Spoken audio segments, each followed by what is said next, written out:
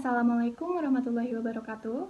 Perkenalkan, nama saya Gelsa Nur Azmi Santana dengan nomor NPM 202122114 selaku moderator dari kelompok 5 yang beranggotakan pertama ada Jihan Jahrah Rahmatillah Hakim, Ajeng Arfah Azahra, Rivaldi, Putri Indah Cahyati, Novi Febrianti. Adapun judul makalah yang akan kami bahas yaitu pendidikan bahasa Inggris pada masa pandemi. Baik, untuk memanfaatkan waktu, langsung saja kita mulai dengan pembahasan yang pertama akan disampaikan oleh Saudara Rivaldi. Kepada Saudara Rivaldi dipersilahkan. Terima kasih kepada moderator yang telah mempersilahkan saya untuk menjelaskan materi pertama. Materi pertama yaitu tentang pembelajaran bahasa Inggris dalam masa pandemi. Di tengah kondisi pandemi seperti saat ini, pemerintah telah menghimbau atau memberikan kebijakan agar lebih baik di rumah saja. Bahkan sistem pendidikan pun juga diubah menjadi sistem jarak jauh. Kondisi tersebut menuntut lembaga pendidikan terkhususnya guru untuk melakukan inovasi dalam pembelajaran melalui daring atau dalam jaringan. Pandemi virus corona di Indonesia bahkan di dunia mendampakkan banyak sekolah untuk menghentikan pembelajaran secara tatap muka dan menggantikannya secara sistem online dengan memanfaatkan teknologi yang ada saat ini.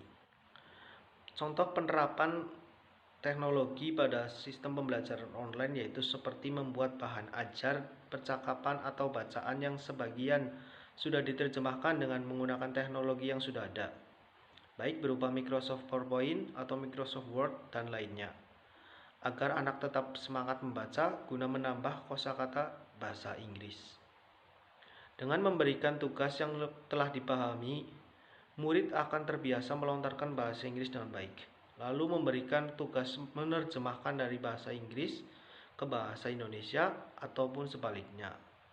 Sekian dari saya kembalikan ke moderator.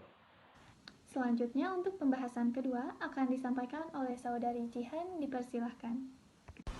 Terima kasih kepada moderator yang telah mempersilahkan saya untuk menjelaskan materi tentang media pembelajaran bahasa Inggris. Siswa boleh menggunakan kamus sendiri atau dengan menggunakan aplikasi yang telah ada sekarang ini, agar siswa dapat berusaha dan mudah memahami dalam setiap kosakata yang telah diberikan tugas. Begitu pula dengan pemahaman tata bahasa. Siswa diarahkan untuk menonton beberapa media yang telah guru arahkan, baik berupa video maupun CD, serta membiasakan siswa untuk membaca teks atau cerita dalam berbahasa Inggris agar mudah bagi siswa untuk melontarkan serta mempraktekannya di kesehariannya.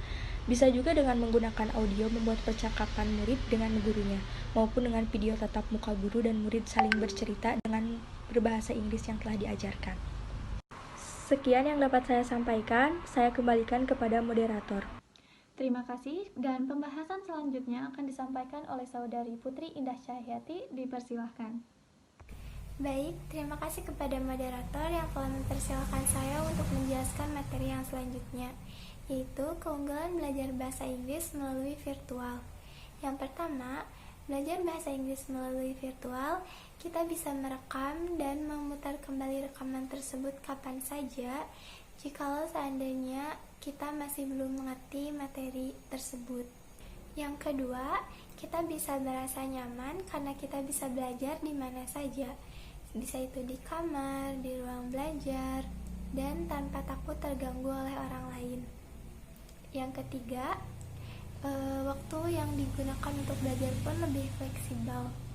Yang keempat, ketika belajar listening, kita bisa memutar kembali audionya berulang-ulang sampai akhirnya kita paham akan materi tersebut. Sekian, saya kembalikan kepada moderator. Baik, untuk pembahasan selanjutnya akan disampaikan oleh Saudari Ajeng, disilahkan. Terima kasih kepada moderator yang telah mengizinkan saya untuk menyampaikan materi mengenai kendala belajar bahasa Inggris melalui virtual. Yang pertama, kurang efektif dalam mengajar materi yang dijelaskan, misalnya ketika belajar mengenai pronunciation. Biasanya, jadi yang apa pengajar maksud dengan apa yang kita dengar berbeda. Yang kedua, tidak efektif ketika praktek. Dalam bahasa Inggris, seringkali kita melakukan praktek misalnya dalam phonetic and phonology. Kita diharuskan untuk praktek dalam pelafalan, namun seringkali terkendala baik terkendala jaringan atau yang lainnya.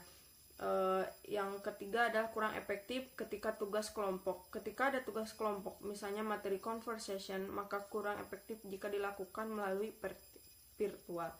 Sekian dari saya. Saya kembalikan lagi kepada moderator. Selanjutnya, pembahasan terakhir akan disampaikan oleh Saudari Novi Febrianti. Disilahkan.